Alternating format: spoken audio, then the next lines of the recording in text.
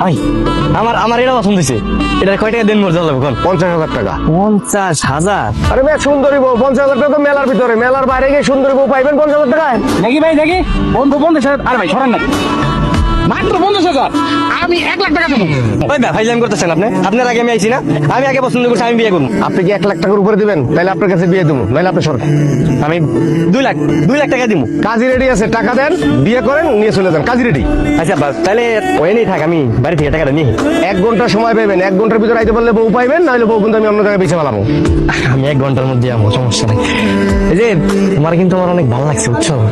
তুমি জায়গায় থাকো, আমি বাসার থেকে টাকাটা নিয়ে যাই না কিন্তু। এইখানে 2 লক্ষ টাকা আছে। আমি আর উনি আগামী শুক্রবার আমার পোলার লগে আমার মায়ের বিয়া। কোনো সমস্যা নাই, শুক্রবারে বিয়ে করবো, বিয়ে করে হলো, সমস্যা নেই। আব্বা আপনার থেকে দিলে মিষ্টি খাই না, যাই। হ্যাঁ গেল। 2 লক্ষ টাকা দেনমোহর ধার্য করিয়া এই বিয়া মঞ্জুর করিলাম। আমাদের বলুন কবুল। আপনি বলুন কবুল। কবুল। আজ থেকে আপনারা 2 জন স্বামী স্ত্রী, বউ নিয়ে বাড়িতে চলে যান। আব্বা আব্বা কই তুমি? রেজা কাল নিয়েছি।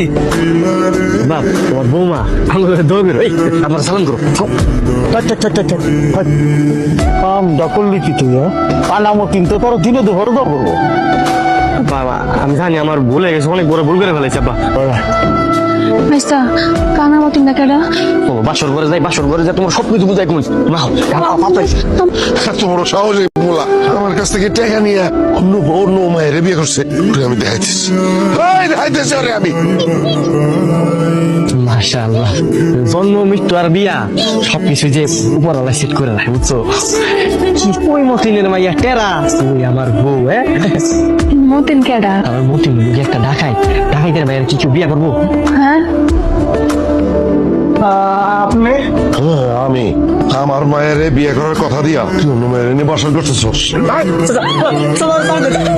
আমার টাকা নিয়ে বিয়ে করছস না? কালকে সকালবেলা চেয়ারম্যান রে আমার উঠানে ডাকো, যে বিচার হবে সেটা তোমরা মাইনে নিবা, ঠিক আছে? বাটপারের ঘরে বাটপার, এইরকম বাটপার আমি আমার জীবনে দেখি নাই।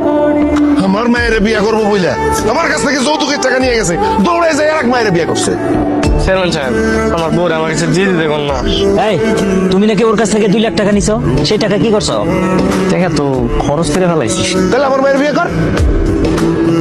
যে ঘরে ও বিয়ে করছে ওরাও তো গরিব, এই মেয়েটারে তো ঠকান যাইবো না।